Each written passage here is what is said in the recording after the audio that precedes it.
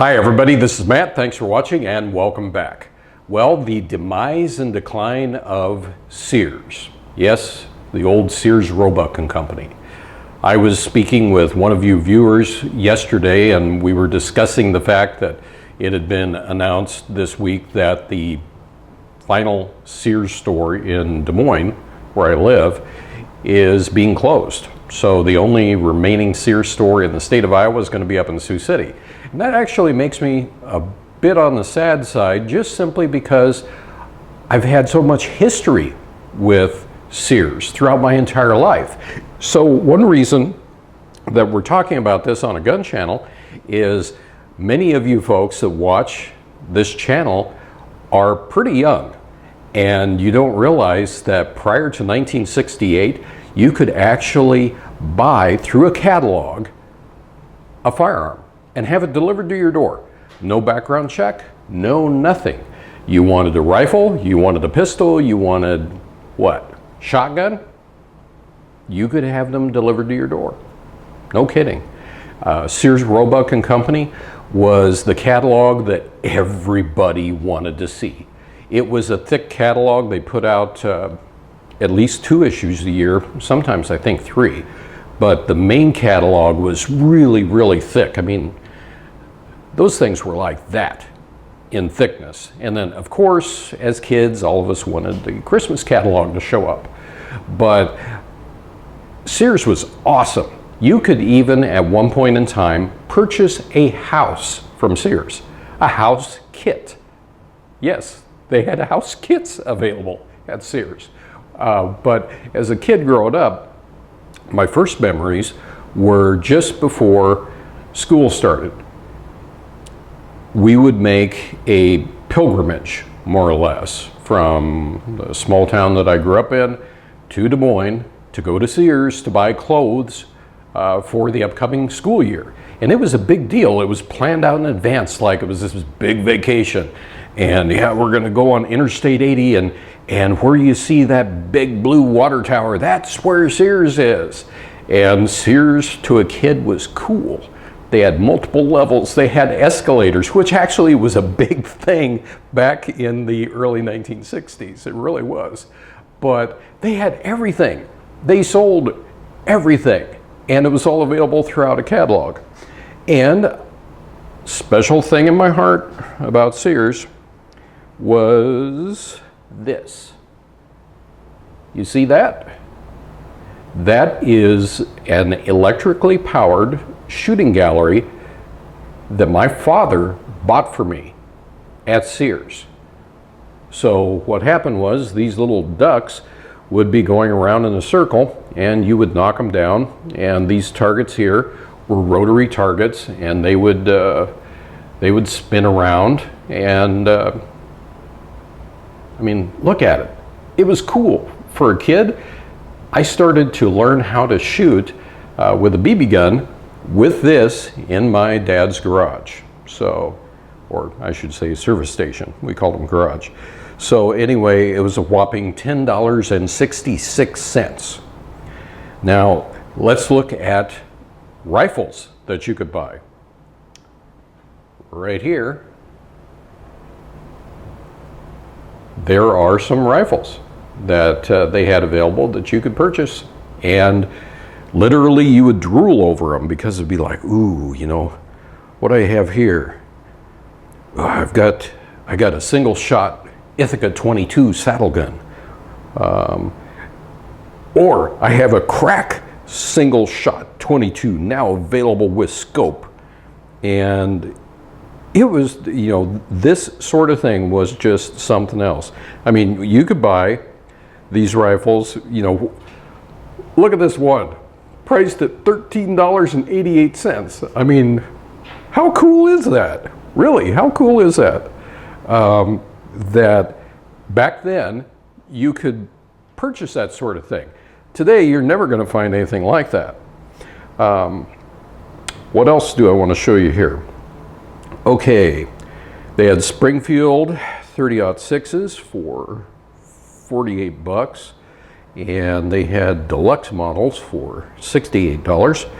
They had what they called Mighty Mausers that had been rechambered into 30-06 for $34, and they had an M1 carbine for 79 bucks. So look at what you could actually buy from a catalog. I mean, you can't do that today. But this is actually a part of my history, and that's why I hate seeing retail brick and mortar stores go out of business. They had all kinds of supplies.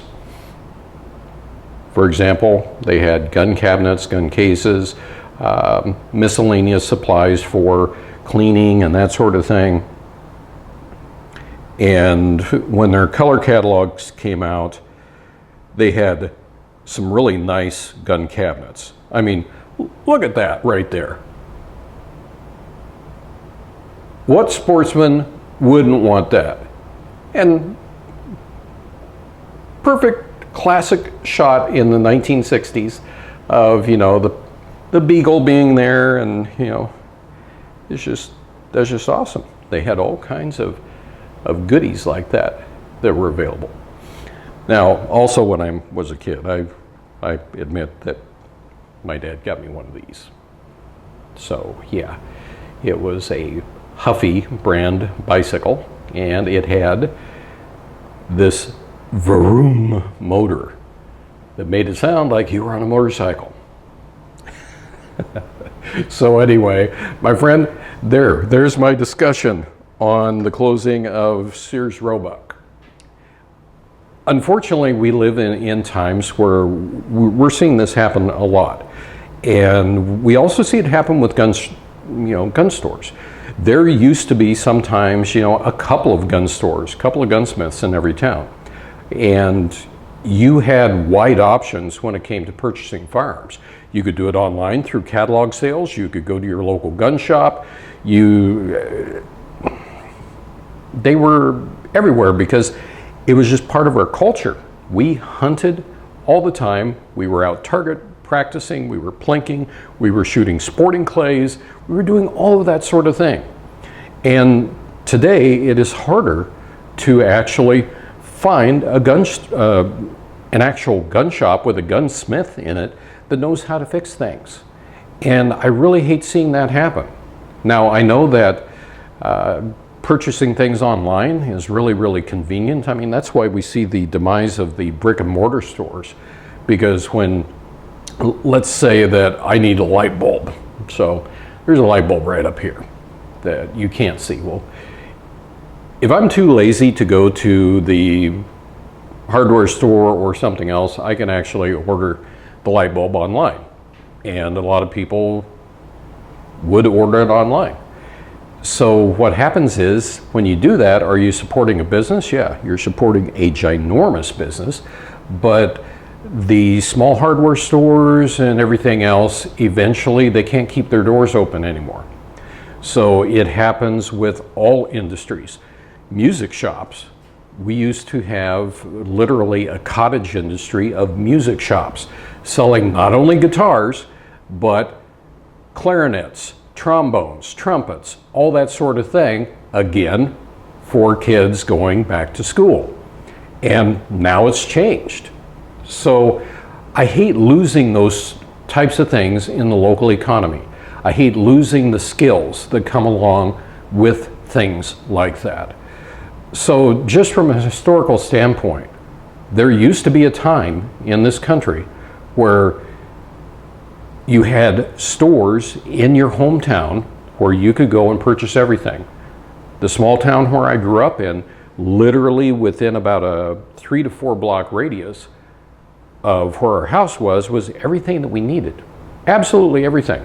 Hardware store, a tax store, a couple of pharmacies, grocery store, furniture stores, you name it, it was all there.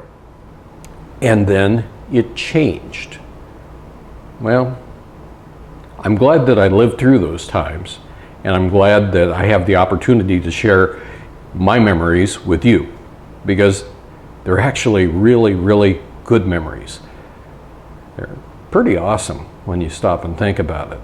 So In one way, everything has kind of come full circle, because local stores didn't necessarily like mail order, which you had Sears Roebuck, you had J.C. Penney, you had Yonkers, who else? Montgomery Ward's, and there was another one out there that was a big one.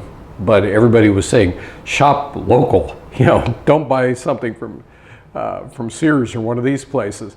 Well, now we have kind of the same set of circumstances, except we're using the internet. The internet has replaced that type of mail order. So anyway, back in the day, you could get all kinds of stuff online. So there you have it. Hope you liked the video. And until next time, thanks for watching, everybody. And everybody, of course, be safe out there and have a good one.